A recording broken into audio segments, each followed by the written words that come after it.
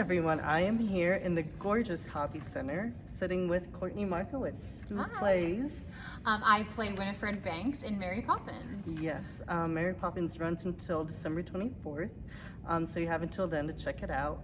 But we're going to chat with Courtney today about all things Tuts, Houston, Mary Poppins, Disney, everything like that. Yes, I love it. It is so nice to meet you. It's so nice to meet you. Thank you for having me. Of course, thank you so much. Of course. So before we get started and delve into Mary Poppins and Tuts, what is the first memory of theater that you have, and when did the theater bug bite you? It's so funny. So actually the very first show that I ever did was a musical Christmas Carol in Pittsburgh. And it's one of those, kind of like the Alley, they do Christmas Carol every year. Mm-hmm. So I was the youngest Cratchit girl. I think I was 6 years old. And I was just obsessed with it. I was obsessed with, you know, the whole Cratchit family, and my mom would come to the stage door to like pick me up between shows, and I would be like, no, I'm going out to dinner with the cast, and like I like thought I was an adult. Oh my God. Yeah, and that was it. I was hooked. It's my favorite. Oh, and shout out to the Alley Theater, by the way. They do an incredible job at Yes, putting a they do. Christmas Carol on. Have you caught it yet? No, No. not yet. Not Not yet. We've been busy, but hopefully Hopefully. hopefully, Yeah. I think, yeah, sometimes we have an overlap in there. We'll be able to see it. Yay. All right. And who were your theater idols growing up, and why? That's a really good question. I probably really started getting serious about theater right at the peak of Sutton Foster. So she was Who is everything she? to me. I mean, heard of her? Yeah, she, like, that was right around Thoroughly Modern Millie time. I was so obsessed with her. And then Little Women, and you know, now obviously, you know, she's in Music Man. I mean, she's just incredible. Her voice, and she went to Carnegie Mellon in Pittsburgh, so I had that kind of connection with her. I was like, I could do that. Loved her. And then as I got a little bit older, like Bernadette Peters is, I mean, forever and always. Oh, yeah. I have an 8-month-old daughter named Bernadette. She's not named after Bernadette Peters, but she's not named after her. There's something there. There's some inspiration. Yeah, there. exactly. Yeah. Bernadette Peters, Marion Maisy, just obsessed with.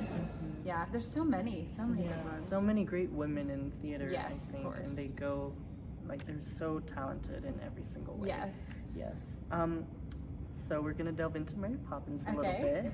What was your audition process like for this show here at Tuts? So I kind of had a unique experience where I actually played Mrs. Banks the last time Tuts did this. I think that was 2016, I think. So I played Mrs. Banks before, so they knew I could do the role. I actually think I'm the only person in our cast that was also in that production. I'm almost positive. But so they knew I could do it. And so Dan just kind of, you know, asked, you know, like, would you be willing to do it again? And I was like, absolutely. Yeah.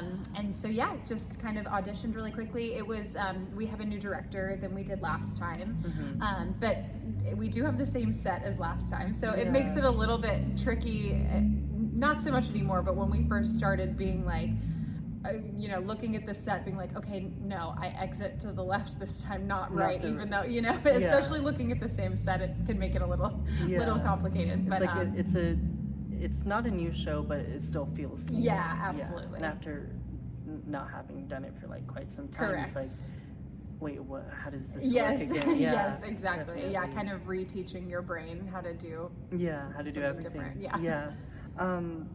Tell us a little bit about the rehearsal process putting up a show like this here at Tuts. Yeah, so I mean, Tuts contracts are really fast and furious, especially with a show like this where there are so many kids involved, so many teens involved. It can make it a little challenging, making sure everyone's getting their education and also, you know, coming to do this very professional show. But we were really lucky where the principals came in a week earlier than the rest of the ensemble. So we really got to spend some time together and flesh out our characters. We got to spend some time with the kiddos. We have Daniel Karash and Abalise, who plays Jane.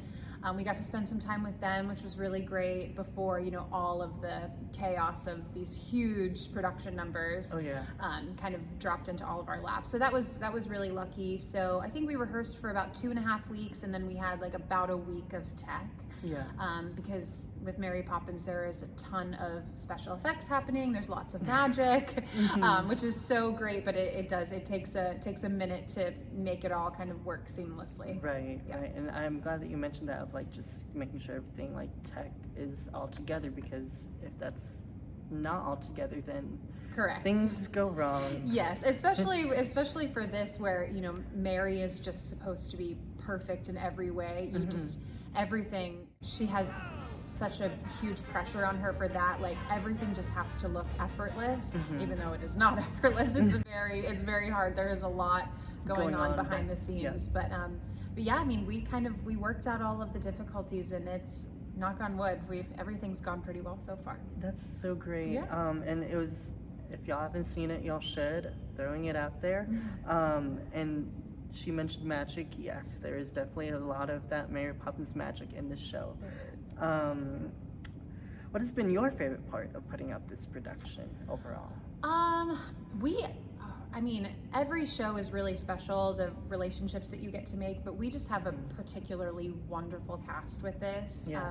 I think it's one of those things where whenever you have such a high stress show and a very complicated show like this, you really have to bond together to make it work. And we just really have, I mean, I know sometimes they do, but for the most part, you know, a director is looking at who's the best for the role. They're not really considering personalities meshing, but they put together a really incredible just group of human beings. So my favorite part has definitely been getting to know everyone in our cast. We have a handful of people that are here from New York and from LA. I'm really, really, really lucky. The person that plays opposite me is Mr. Banks, Brett Shuford. He and I each have a kiddo that are 3 days apart. Our babies are 3 days apart. So now our babies are going to be best friends. He's one of my favorite people in the world. So it just feels like Kismet, sort of, you know, it's meant to be. It's great. That's so cool. I love just getting to know, and theater people, we always find a way to bond and just, you know, get to know each other, because who knows, down the line might see each other again. Absolutely. In another show. Yes.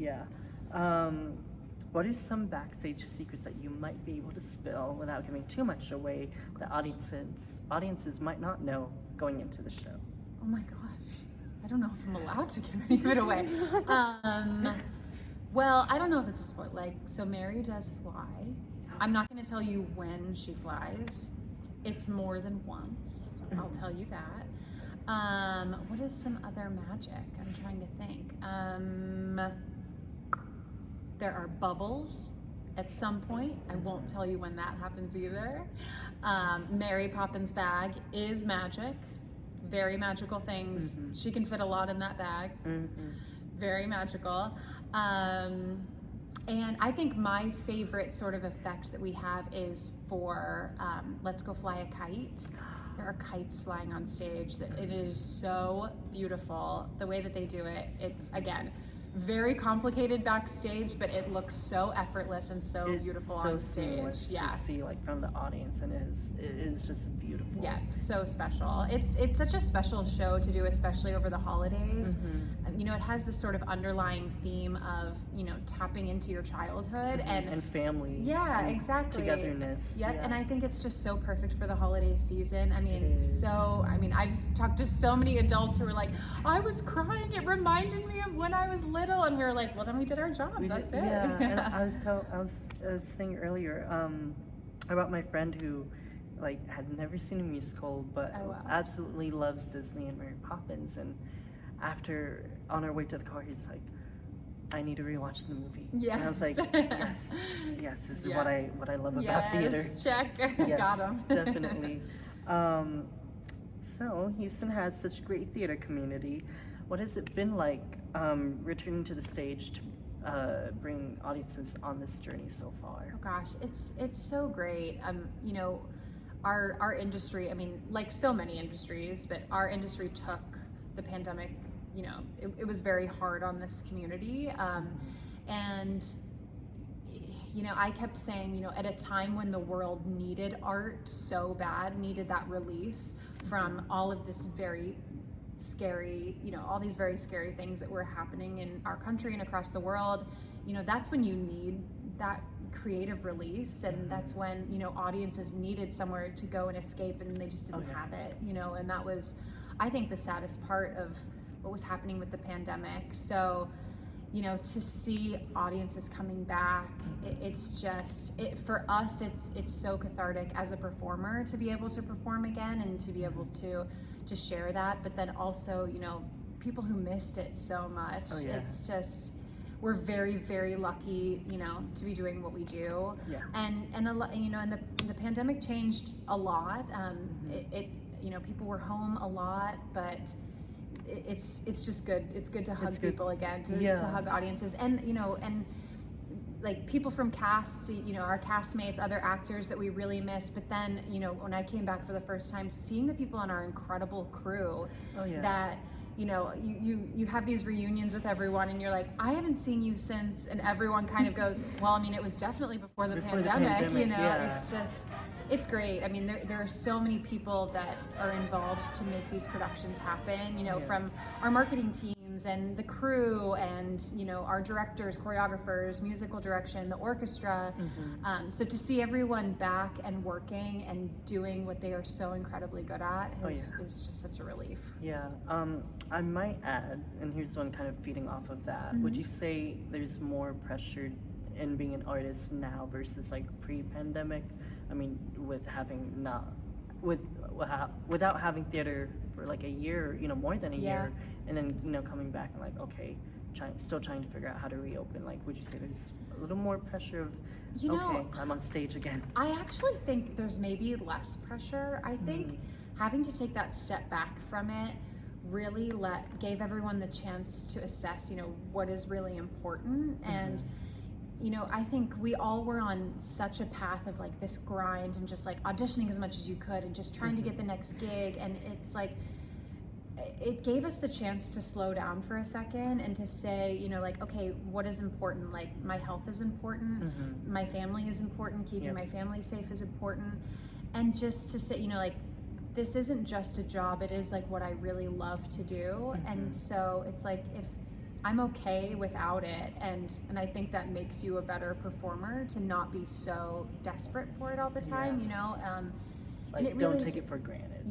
Not to take it for granted at all. And you know, audiences really, I mean, it's that kind of age-old thing where, you know, things could go wrong on stage, and chances are the audience will not notice. We're back there, you know, so stressed about it, but it's like they're just happy to be here. To be back. And they're happy to be with their families, sharing it with their children. Some of these kids, this is their first musical they've ever seen. So, you know, like, that's what it's all about. If, you know, if the note doesn't come out sounding great, or if, you know, something doesn't come out of the bag correctly, you know, it's really okay. That is not what anyone's going to walk away from the experience talking about. They're gonna walk away I just saw a really great musical, and like, what is it, core memory unlocked. Yes, I love it. Yes. How do you keep the role of Winifred fresh, playing it eight times a week? I think your fellow actors have a lot to do with that. You know, we're so lucky to have such an incredible cast, and it really is different every night. I think especially that, you know, the majority of our scenes are with the children, and they're both such smart little actors, and they are, I mean, they're learning on the go, you know, and they're experiencing for the first time, you know, different audiences react different ways. And I think maybe more so with this show than any I've done before, depending on, you know, how many kids are in the audience, or if it's a matinee or an evening show, we get like drastically different reactions. And so I think then you just naturally sort of play into that. You know, our matinees are really fun. There are so many kids, and so what they really like is all of like the really goofy stuff. So maybe you play your show a little goofier than you know you do for an evening show or something. It's really funny. You know, Winifred at her heart really is a feminist, you know, there was sort of that tie to the women's suffragette movement in the film. Now that isn't necessarily in our show, but I think the backbone of that ideology is definitely in her. Getting different reactions from different audiences every night is so fun. The way kids react very differently than adults do, so especially for our matinees, it's really fun to hear, you know, you can hear that kid's laughter in there, and you're like, this is what it's for. You know, it's great. It's so fun. And you have a bunch of kids that'll come in and they're having fun and all that, and then you get the older audiences that they've probably seen the movie or seen the musical previously at some point. So it's like, okay, let me kind of bring back that nostalgia again, you know, for them. Absolutely, And having different cast members really helps too. Like Brett, who plays Mr. Banks, like he and I really just have a ton of chemistry. We just have so much love and respect for each other, and so we really find something different every night. And it's really fun to see our journey and our relationship with the kids and kind of how that changes. It's really special. It is. Here's a fun one. What is it like to be playing alongside the talented children that play your kids on stage? Oh my gosh, they are unbelievable. Those kids, I mean, okay, so I just found out last week that Daniel, who is playing Michael, he goes to the same elementary school as my daughter. I just found this out. So these kids, I mean, they're going to school all day and then coming and doing this very professional show. I mean, I'm like, half the time I get to the theater and I am exhausted. I can't imagine, you know, what they're doing, or they're poor teachers. They're probably so exhausted. But I mean, they are such little professionals. They are so great. And I mean, this is the best theater training that you could ever hope to get as a child, is to really be immersed in a professional production like this alongside professional actors and, you know, creative team and stage management and all of that. So I'm just so excited for them. You know, this training that they're getting, it's totally invaluable for them. You know, if I'm sure both of them are going to sort of head on this path of doing this professionally. And I mean, just for them to have this credit on their resume is so great, and the experience. And I mean, I've seen them grow leaps and bounds in their roles. And so by the time we close, like, I can't imagine, they're going to be little stars. I love it. they were incredible. Yeah, they're amazing. They were really amazing. Yes. Ooh, here's a fun one. Now that we're in the holiday season, what are your favorite holiday traditions to do in and around the city? Oh, okay. So I haven't lived here for very long. I've only been here for, I think, 6 years, but some of our traditions, we love to drive around and look at the Christmas lights. So we'll probably do River Oaks one of these nights and drive around and look at the Christmas lights. We love that. Santa's Wonderland is, I mean, I tell anyone who is even like visiting Texas or lives here, I'm like, you have to do it. It is a spectacle. It is worth the drive. It is. Oh my gosh. I believe it's in Bryan. I think. It's like on your way to College Station. But I mean, it is the most Texan version of Christmas you could ever imagine. It's absolutely incredible. I mean, you have to do it. It's so great. It's like a must-see for everyone. Yes. Yeah. What can audiences expect from this specific production of Mary Poppins? I mean, Tuts did it a few years ago, and they might have seen the show on Broadway or like a tour of it at some point. But what can audience expect from this one? I think what makes ours so special is we have a really great blend of some out-of-town actors. We have some Broadway veterans of Mary Poppins.